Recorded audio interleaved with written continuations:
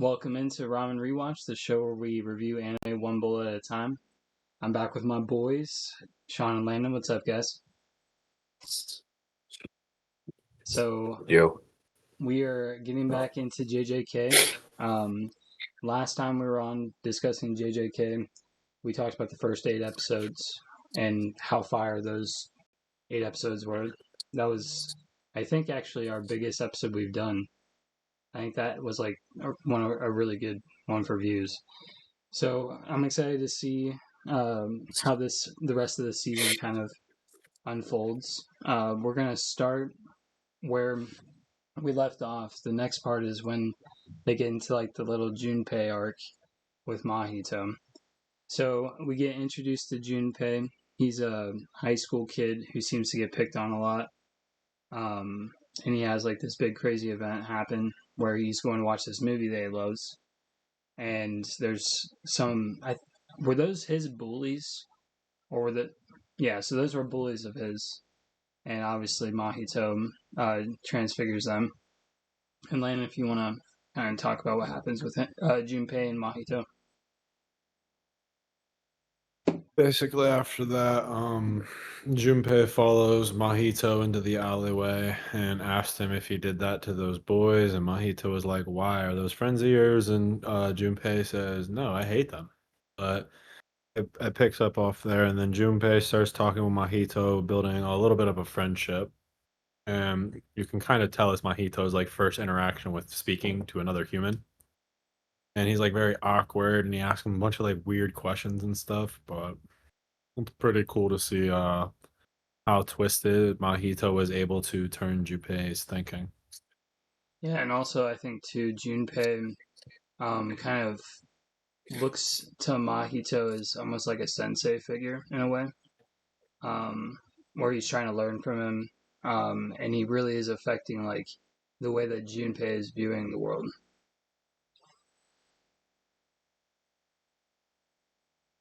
Sean, Yeah, Junpei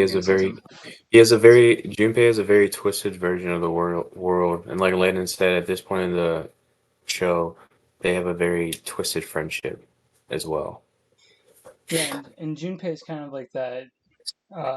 Seems like a nerdy kid. You know, he loves movies. He's very intelligent, but he just gets picked on for kind of being like, kind of a loner. You know, and so Mahito obviously senses that, and I feel like senses that he can take advantage of him. You know,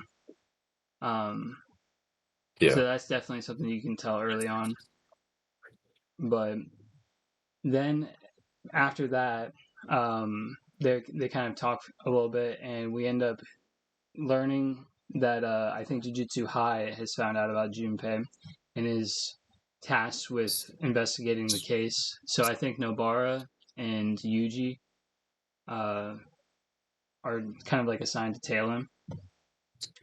And No, it's Yuji and Nanami, isn't it? yeah, you're right. I think you're right. Yep. And so they're tasked to go, kind of shadow him and see, if he's interacting with Mahito or whatever. And then from there, Yuji kind of just bumps into him. He, instead of shadowing him, just completely runs into him and has kind of like an awkward exchange with him. And it kind of seems that Yuji, I don't know, this kid kind of reminds me of his friends that he had in the occult club. And he kind of takes an immediate liking to Junpei. They have, some pretty cool dialogue. But what do you guys think about that?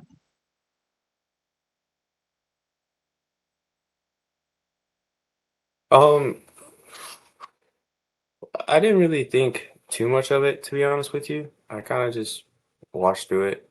I know at this part of the anime, I was just more intrigued on what they were gonna do next. I was more intrigued on the fight scene coming up between the two. Yeah. How about you, Len? I mean, Yuji saw a lot of himself in Junpei. Just obviously, Junpei wasn't as courageous. But Yeah. also, Junpei's mother wanted to do nasty with Yuji when he went over there for dinner. Let's keep it a buck. Right. So that's kind of the next thing that happens. Yuji and um, Junpei are talking, and Junpei's mom comes up and invites him to dinner. So Yuji agrees to go, and they have a great time. It seems the mom is drinking a bunch and hitting on Yuji, and they're talking about movies and all that stuff and having a good time. And you can kind of see how like Junpei's character is changing again. Like he's easily swayed, and he's got these two figures that he seems to idolize in a way with Mahito and Yuji. And he's being pulled in two different directions. I think that was really cool to see. But from there, what happens next? Mahito plants Sukuna's finger in the house to kill Junpei's mother, and then blames it on humans. So Junpei would side with the curses and not the humans. Right. So that's where you get the fight with Yuji. Junpei gets transfigured into that weird creature, and kind of attacks Yuji, and Yuji is, battling. Do I want to kill him because he's my friend? All that sort of stuff. And that entire time, like when Mahito was explaining what happened, you could tell that Yuji was still trying to get through to Junpei. Junpei had a complete meltdown. He's like, how could humans do this to my mom, someone who's so beautiful and all this? How could humanity do something like that to me? Why am I cursed in this way? So I thought all that was really cool. And it was kind of a cool fight scene too, because they were like in a stairwell, so it was close quarters. And you had Junpei at the top, which I thought was just really cool how they decided to do that scene. But obviously there, Yuji has to take out Junpei. And it's funny because I was talking to you guys once when we were watching it, how I thought Junpei could, have a really interesting arc. I think that he reminded me a lot of Yuta in a way. How they were both, uber weak early and felt like they were cursed by society. And obviously, Yuta gets a second chance and takes it and becomes who he is. Whereas Junpei, makes the wrong decision, takes the wrong path, and, has a short arc. So I think that's pretty interesting. But from there, we start to get into the exchange event. And I think one of my favorite parts about the exchange event is early when Yuji surprises everybody by being alive. He has it all worked. He has it all worked up in his head that it's going to be like this crazy thing, and Megumi and Nobara are going to cry and all that stuff. And they made it animated, so it looked like it was like an chibi art style, so it was funny. And they didn't care at all when he popped out of the box. I thought that was awesome. That was pretty fun. Yeah. And also, too, obviously, you had Panda and Togi, yeah, there, so that made it funnier, too. And But, Maki. yeah. Well, I don't think Maki would have cared anyway, but Panda and... There, Mai was there, Miwa, Kamo, Kasu. Maru, Utahime, Gojo. Yeah. So, Both. it is interesting to see. I think that the exchange event is really cool because it obviously combines both Tokyo and Kyoto, so you get to see both schools' characters. I think you get to see both principals shine a little bit in this arc. So that makes it really cool. It kind of expands the show greatly within the exchange event. Before we kind of get into what happens in it, I am curious who you guys' favorite character that gets introduced from Kyoto is. Including, like, the principal and all that, too. No one cares about that dang principal. Yeah. Plus, you Oh, roll. I think I was it's most interested in Mai. Really? I I think think Mai's I think interesting. I think at the time. I think that the easy answer is Toto. Obviously, everybody loves Toto. I think the correct answer is Mechamaru. What are we talking Mekamaru about? is dope. Yeah, Mechamaru, by far the most interesting character, in my opinion at least, was by far the most interesting character within Kyoto. A robot with curse energy. Hindsight, yes. I think when I first watched it though, it was definitely Mai because I was like, there's another Zen, like another Maki. right.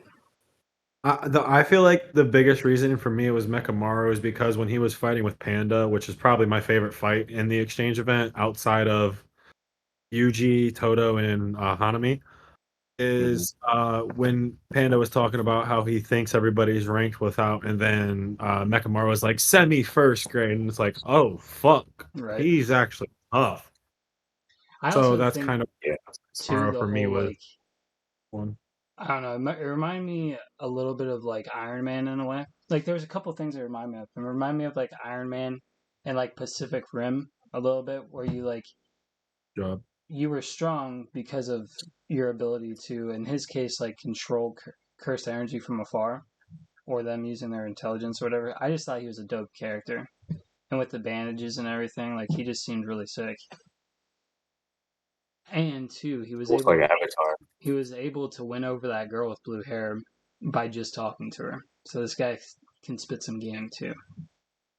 But Eh, to be fair, he did have like a bunch of hidden microphones listening to every single conversation, so he that's knew the fair. ins and outs about her. That's So fair. I'm not giving him that. That's Not fair. giving. He was bugging everybody, so that's not Bro, fair. literally was talking in Yuji's ear at the end of not at the end, but during season 2 out of nowhere, like Yuji Ishidori, and it's like, Right. what the hell? Something's in my ear. Yeah. Is that like a? That's funny. So what do you Yeah. guys think about? So how does the exchange event kick off? Right, they're in the forest.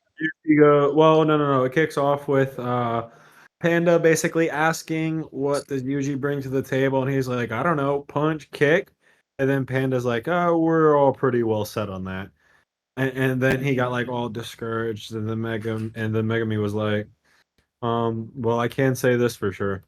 We all fought Yuji without cursed energy. Yuji Ishidori would still beat us. So then they decided from there that he would be the one to take on Toto. So basically, the exchange event kicks off with Yuji hunting for Toto, and then the other group splitting up to go for other cursed spirits to gain points. Yep. So Mm. in this too, it seems to be televised, right? Like May has made it so that the coaches and teachers can stream it. It's televised. It's not televised, but it's live streamed for the faculty to be able to watch the event. Right. It's not actually televised. Yeah. Yeah. Exactly. So she's basically streaming it, or they're streaming it. And I think it's really cool to see the interactions between like the rival schools, like faculty as well. But What are you talking about, Utsuhime and Gojo? yeah, Man, Gojo's her older classmate and just bullies her. There's not no rivalry. and also Gojo to is the stronger than her and principals. just picks on her. I think Because like Gojo said, what kind of idiot would pick on the strong? yeah, Like, what? no, that's true.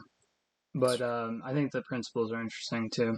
I like the principal from Kyoto, and having read the end of it, I like him more too. That old hag. Yeah, he also reminds me of I don't know why Tried I'm blanking on his name. Netero from um, Hunter x Hunter. X. Yeah, no, I think he's a dope character, and the guitar is sick. He also reminds me of Zeus from Record of Ragnarok. But so then you have Yuji going and fighting that. They also have a cursed spirit in the middle of the fight as well that we get to see later on. You, what's the girl's name who flies on a broom? Do you remember? Momo? Momo. Momo. So you have Momo and Mai teaming up, and they're going for Maki, right? Panda, Mekamaru. Maki is Momo's first name Kasumo or Kasumi? Momo's her first name. Oh, Momo's the yeah, blonde. yeah, it is. Yep, you're right. Yeah, Going after Maki and whoever Maki has with her at the time, which I don't remember who was with her. Isn't it the blue-haired girl? No. Maki wouldn't be with the blue hair girl. Blue No, hair you're girl's right. not Maki's school. I I don't don't think it remember. was It definitely wasn't Panda. Nobara, maybe? Yeah, probably. yeah, it was Nobara because Nobara, Nobara was fighting Momo. yeah, because Nobara was talking to Maki like, wow, this your twin sister? Well, Maki, definitely you got the looks, and was talking shit to Mai. Yeah. Mm-hmm. And then you get Respectfully. Panda I and hate Maki. Mekamaru. So you have The best some. in the exchange event, in my opinion. What's that? Outside of the best fight in the exchange event, outside of the actual heavy hitter. The Panda Mekamaru fight.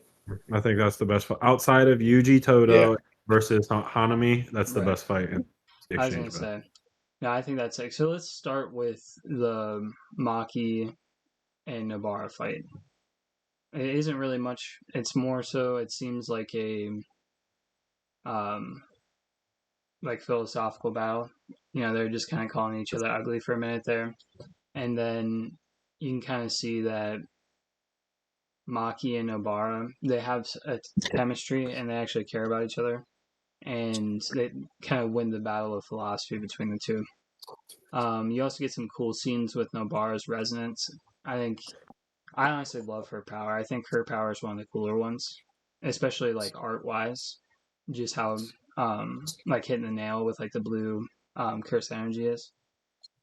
But other than that, I don't think that there's too much to that fight. Um,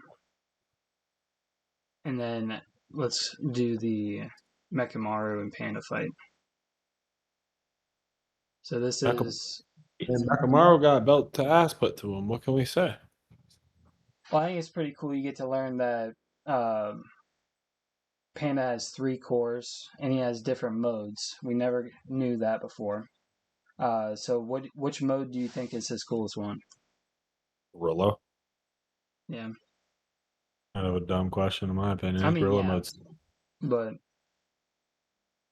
I don't know, I thought that That was cool. gorilla mode is well, ferocious. to be fair, we've only seen 2 of his modes. Yeah. Never got to see his dinosaur mode. And he also Mekamaru's firepower is also crazy. He's basically like a walking army himself. He's tough. Yeah, some of those blasts, like obviously he was able to kill Panda at least once. He's lucky that he had those reserves because he definitely would have been dead. Um, I think that fight was sick. It was basically like a glass cannon versus the ultimate DPS tank, you know. And it kind of went down how it always goes down. You know, the DPS tank just overpowers him. So, and also too, Mekamaru. It was a little bit of a like philosophy battle too, because Mekamaru went in with the idea that he was just so OP. He had like overwhelming power, and he underestimated Panda. So there was that as well. And then after that, you get Toto versus Yuji. And that obviously is one of the bigger fights. So it starts out, Toto asks his question, right? Yep. Kind of woman's your type. Yep. And he gives the perfect answer. With a big ol' ass. Yep, like Best answer. Jennifer Lawrence. Literally. No, dude. Honestly, the perfect answer. But, and that obviously, you get a twinkle in Toto's eyes as he realizes he's found a brother. And then from there, the fight kind of changes from like this guy who was pissed that Yuta's not there to he's actually curious in Yuji. And then from there, you guys want to describe the fight a little bit? I know that fight was the one that's outdoors. I know at the end, Wilson might have stepped in just to end it to protect them. But the actual fight scenes itself, I can't really remember. Basically, Toto beat the shit out of him and then was trying to teach him how to talk about like Black Flash and stuff. How people have to be in such good rhythm, constantly be like in the zone. Probably just beating the crap out of them. And then I'm pretty sure this is when the veil gets put down, if I'm not mistaken. Yeah. And then that's kind of when the students realize, well, we should probably focus on what this veil's up for and not fight each other anymore. Yep. And then from Yeah, there, and then John, go ahead. go ahead. Oh, I was gonna say that, and then from there, Gojo came down. He ended up stopping the fight, and then they ended up doing a baseball game after that baseball game at the end. That was pretty. I thought it was cool. All right. Unless I skipped something, but I thought Fuck ton of shit. Holy hell. Anyways, after the veil gets put down, Hanami kind of introduces himself, or herself, I should say. And I'm pretty sure she's going after Sukuna's vessel, aka Yuji. Toto fights Hanami with Yuji. And this is kind of where, like, I would say this is like Yuji's first awakening, kind of. Like, it's his first time he actually, like, you see good growth and he's actually able to compete and like protect himself and doesn't constantly need protection from other people against a strong opponent at that. Mind you, Hanami was a special grade. And Toto was handling his own, who was first grade, if I'm not mistaken. And Yuji was obviously putting belt to ass on him as well, or on her. And after that, Toto starts talking about the Black Flash and how only like the best of the best sorcerers can do it, and if you can't do it, I will not call you my brother. So then Yuji fails like the first 2 times, then he hits like 2 or 3 in a row, and then Toto starts getting teary eyed, and then after that, the veil finally breaks, and then Gojo's assessing the scene before coming down. He looks to see what's going on. He realizes that Toto and Yuji are fighting the special grade, so he doesn't interfere with that one first. He goes after the curse user that wanted to kill Gojo and make his bones into a coat rack. Yep. And basically, like, he twists his arms up and stuff and then drops him there. And then he's talking to the Kyoto principal and he's like, here, you clean this up from here. Then he releases the best attack in all of JJK, in my opinion, my favorite attack, Hollow Purple. And Hanami's kind of being a smartass, and then Yuji wanted to beat her up again, and then Toto's like, step back, and he's like, what, why? And then it said, like, if you get caught in it, you will die, basically. And, well, you're not wrong. Hanami barely got caught into it, like, barely touched her, and she lost, like, her entire right arm and, like, the right part of her shoulder, and she almost died from it. Yep. And it barely hit her. And that's kind of like where the exchange event wraps up.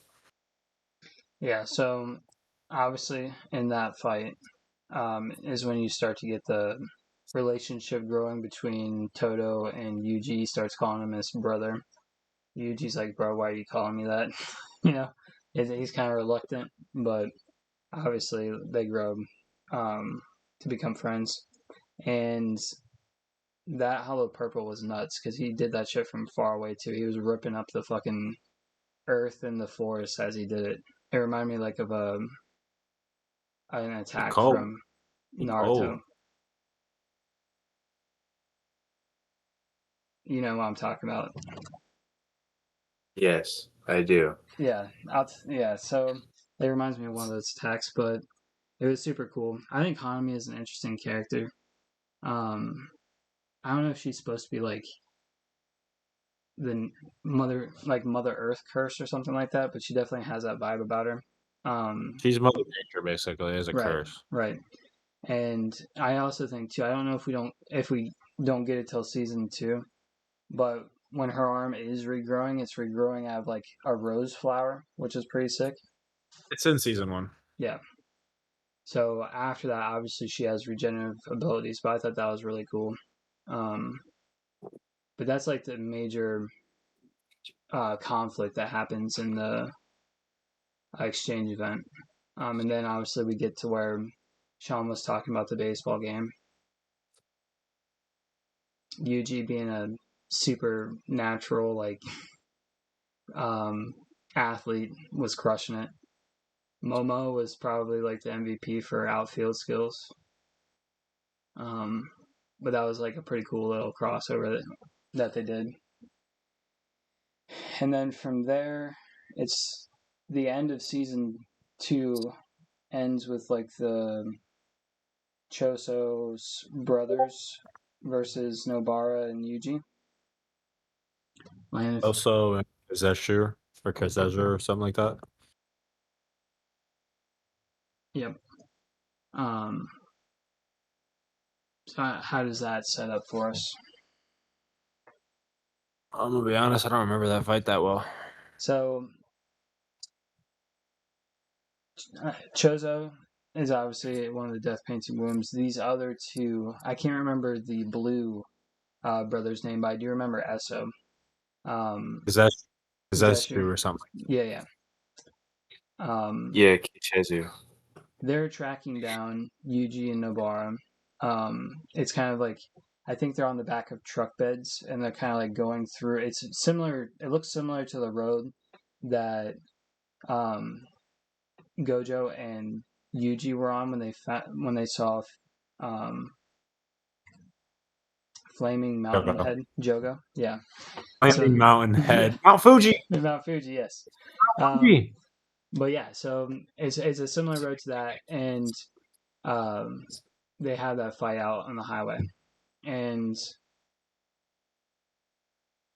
I'm trying to remember how it was because it was a very like emotional fight. It felt like obviously there's the brotherly connection between the Esso and his brother,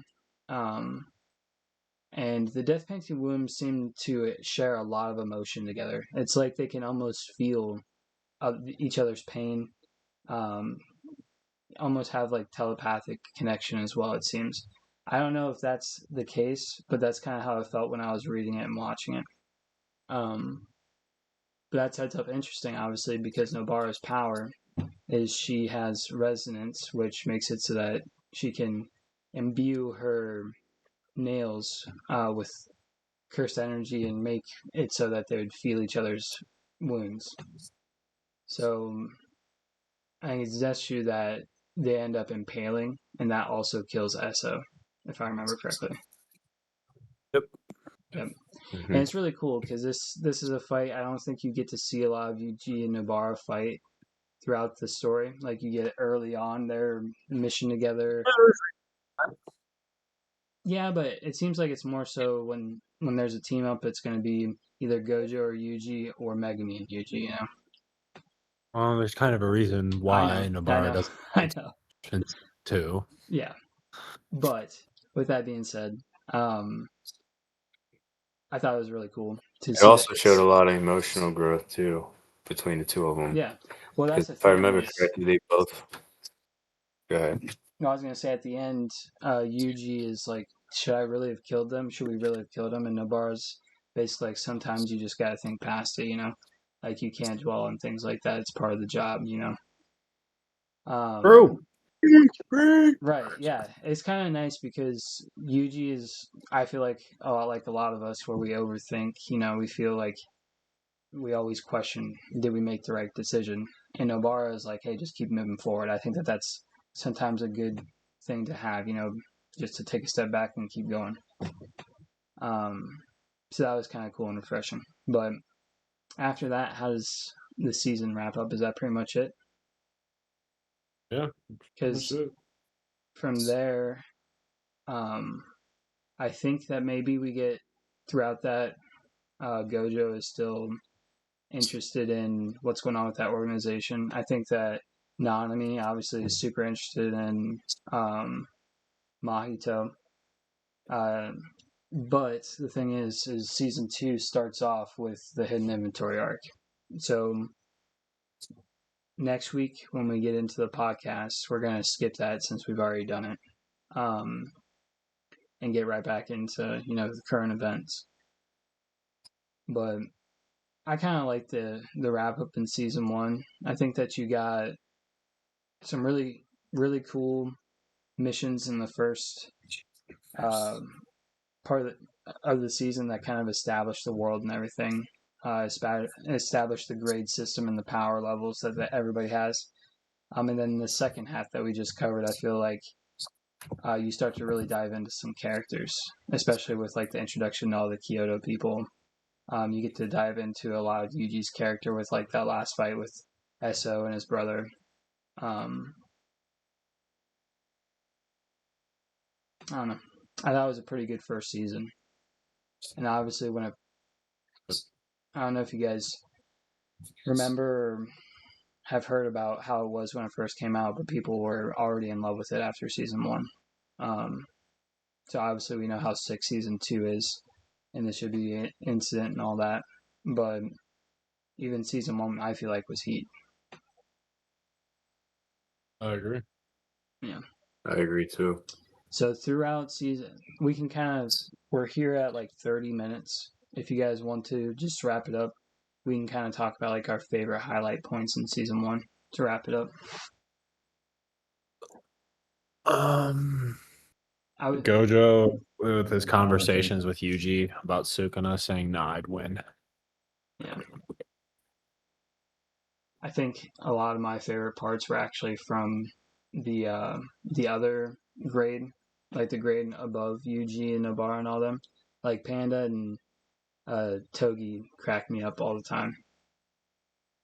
I think that the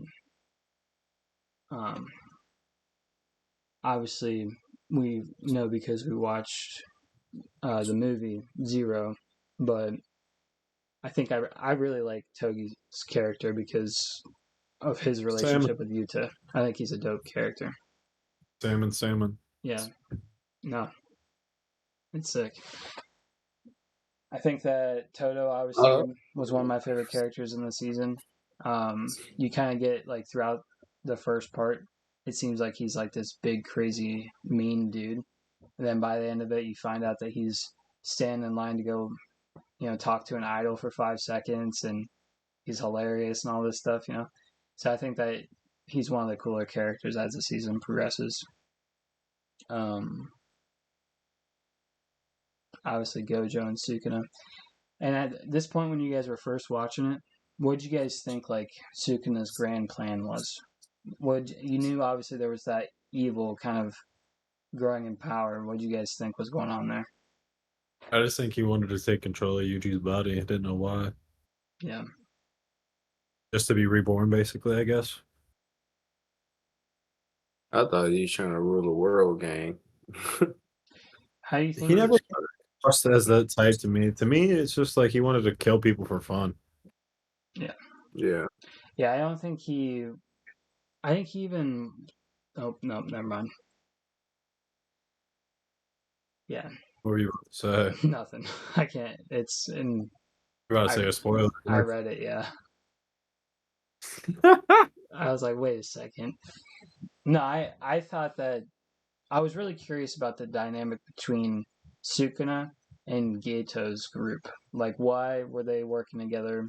I knew obviously that Gato was a strong Jujutsu sorcerer or curse user, but I didn't know why he would want to team up with someone who'd be stronger than him. Why he would want to revive like this ancient evil, all that stuff. And then I was also curious if like Jogo, Mahito, Hanami, all those guys within the group, if they all had their own ulterior motives, like what were they trying to accomplish? I thought it was interesting. Which one of that group is your guys' favorite? I know Landon's probably. Hanami. Really? That was not who I thought. Think I thought you were gonna say Mahito. Y'all are dumb as fuck. No, it's Hanami. Hanami's my favorite. I love Hanami, yeah. I think Jogo's dope though too. Hanami's a character. I like how they did Jogo because he seems like an old grandpa, like somewhat wise, especially when he later on gets confronted with stuff. See, I feel like he's more of like a 20-year-old. Arrogant, Really? I mean, yeah. mystical. I think after the loss to Gojo, he gets humbled pretty quick. I mean, bro gets humbled back to back real quick. I mean, bro got decapitated and then went and tried to fight Sukuna and got packed up too. Dude, yeah, the two strongest Jujutsu sorcerers of all time. At least he was shooting for the top, you know? Keep shooting. Yeah. Pick the wrong fight, that's for sure. All right, I think that kind of wraps up season 1. You know, I'm excited. We're doing this wrap up to get ready for season 3, and now we're only like a couple weeks away. So that's going to be really exciting. But we'll catch you guys on Wednesday. We're going to be doing another game night, trivia night, something like that. Tuesday, yes, because Wednesday is Christmas Eve. So we're actually going to be doing that Tuesday here in a couple days. And we'll do a Christmas themed game, I'm sure. So we'll see you guys then. See you guys. Deuces.